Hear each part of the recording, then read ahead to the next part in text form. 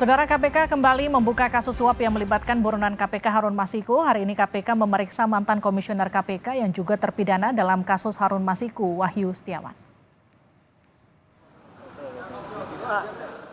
KPK kembali mengusut kasus Harun Masiku. KPK meminta keterangan mantan komisioner KPU Wahyu Setiawan Kamis pagi. Wahyu merupakan mantan terpidana kasus suap pergantian antar waktu anggota DPR dengan tersangka mantan caleg PDIP Harun Masiku. Wahyu mengaku diminta hadir oleh penyidik KPK terkait kasus Harun Masiku. Ia berharap KPK bisa segera menangkap Harun Masiku. Gitu ya, cukup ya. Ya kalau saya tahu saya tangkap lah, membantu KPK. Berarti Bapak mempertanyakan juga kenapa rumah Bapak tiba-tiba digeledah? Iya, saya juga mempertanyakan kenapa KPK tidak segera menangkap Harun Masiku. Ya kan? KPK kan bisa menangkap saya, kenapa Harun Masiku nggak bisa ditangkap? Ya. Terima kasih. Usai dilantik menjadi ketua sementara KPK menggantikan Firly Bahuri, Nawawi Pomolango menyatakan penangkapan Harun Masiku menjadi prioritasnya. Ini kami tanyakan kepada dia upaya penanganan terhadap penangkapan terhadap DPO Harun Masiku. Yang bersangkutan kemudian berkomitmen. Karenanya kemudian beliau meminta kepada kami untuk melakukan semacam pembaharuan terhadap surat tugas dalam kaitannya dengan upaya pencarian terhadap Harun Masiku. Dan itu yang dilakukan oleh yang bersangkutan. Kami telah mengeluarkan produk-produk surat yang baru yang dibutuhkan oleh Deputi Penindakan yang baru ini untuk melaksanakan upaya pencarian. Harun Masiku telah menjadi buron sejak ditetapkan sebagai tersangka KPK pada 9 Januari 2020. Sebelumnya, 2 hari sebelum KPK melakukan OTT, Harun Masiku sempat pergi ke luar negeri, namun kembali lagi ke Indonesia keesokan harinya. Pada Juli 2021, nama Harun Masiku masuk ke daftar Red Notice Interpol.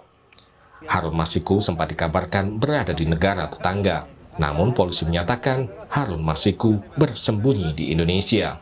Ada data perlintasan yang menunjukkan bahwa yang bersangkutan ada di dalam negeri. Jadi rumor-rumor yang beredar seperti itu yang kami sampaikan. Tapi kami tidak menghentikan pencarian terhadap yang bersangkutan di luar negeri. Itu per kapan Pak data perlintasan itu Pak? Lupa tanggalnya, tapi ada. Tahun ini Pak? Ya, sehari setelah dia keluar dia balik lagi. Kasus Harun Masiku bermula dari OTT KPK terhadap komisioner KPU kala itu Wahyu Setiawan. Wahyu diduga menerima suap dari Harun Masiku terkait pergantian antar waktu anggota DPR. Wahyu telah diadili dan divonis 6 tahun penjara dan diperberat MA menjadi 7 tahun. Saat ini Wahyu telah mendapat pembebasan bersyarat sejak Oktober lalu. Tim Liputan Kompas TV.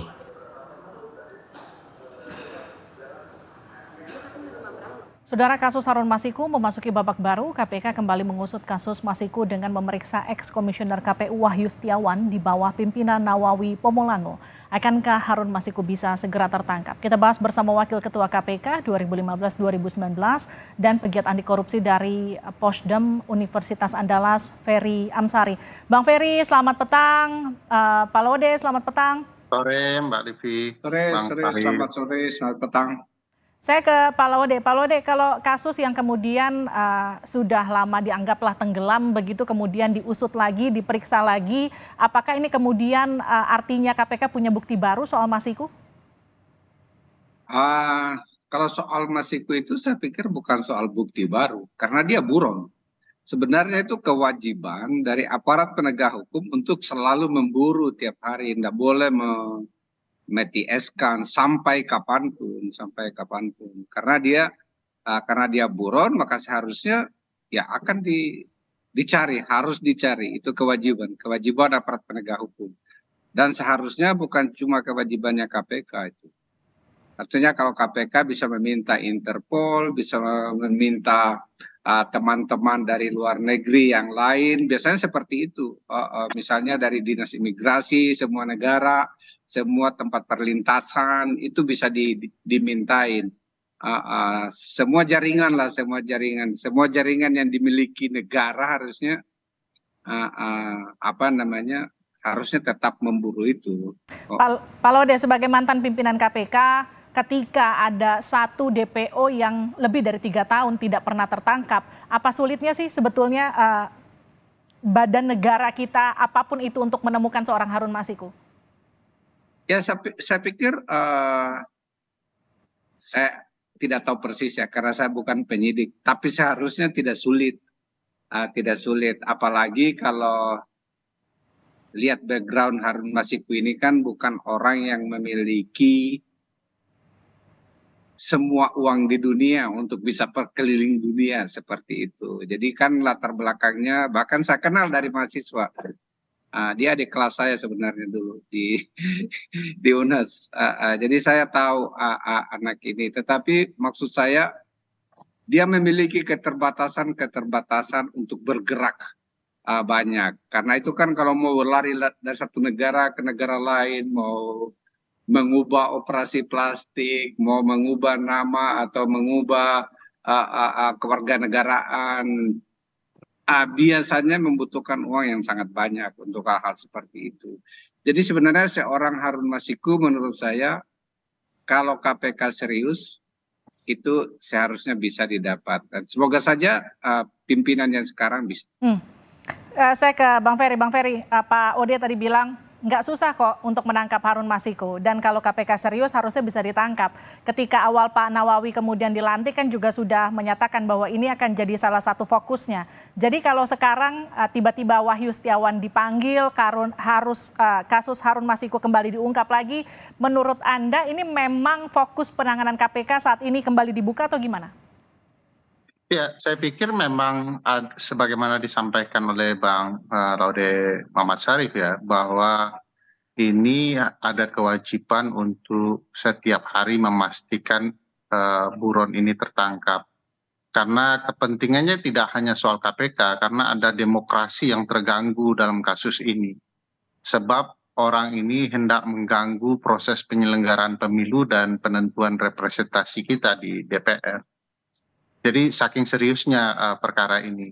Nah, apakah KPK hendak serius membuka kembali? Karena dia buron ya kasus ini sudah mestinya ya berjalan, tidak perlu dibuka kembali seperti itu ya.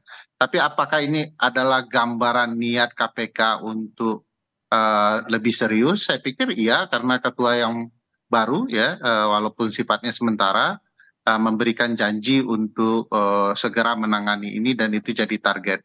Nah, arahnya menurut saya memang tidak perlu didramatisir oleh KPK karena data semestinya sudah terkumpul, karena Wahyu Setiawan kan sudah dinyatakan bersalah begitu ya, menjalani hukumannya. Bagi saya tertangkap dia sudah bisa dipastikan peradilan tidak akan memberikan dia sanksi. Sebab kalau yang menerima suap dianggap bersalah, sudah pasti penerima suap juga dianggap bersalah.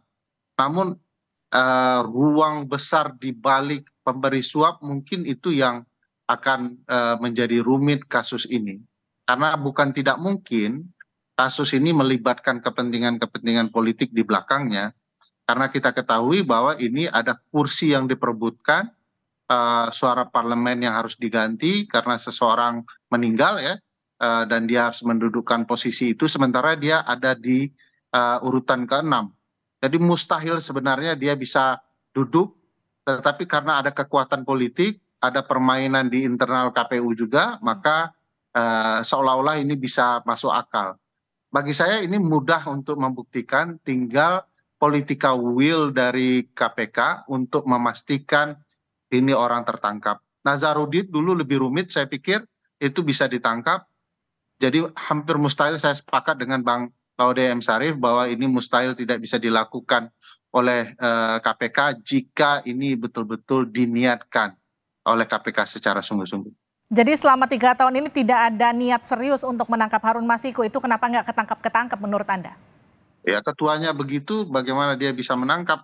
Dia bagian dari kejahatan political korupsi itu sendiri. Jadi bagi saya sulit berharap kepada pimpinan KPK yang punya kepentingan tersembunyi di balik lembaga ini.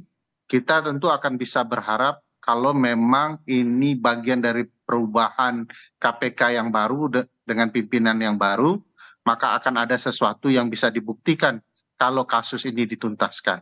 Kalau tidak ya pimpinan KPK yang lama dan yang sekarang yang sementara ini ya sama saja. Jadi kalau dibilang kasus ini dibuka lagi jelang pemilu, ada unsur politik di dalamnya, nggak begitu ya, Bang Ferry?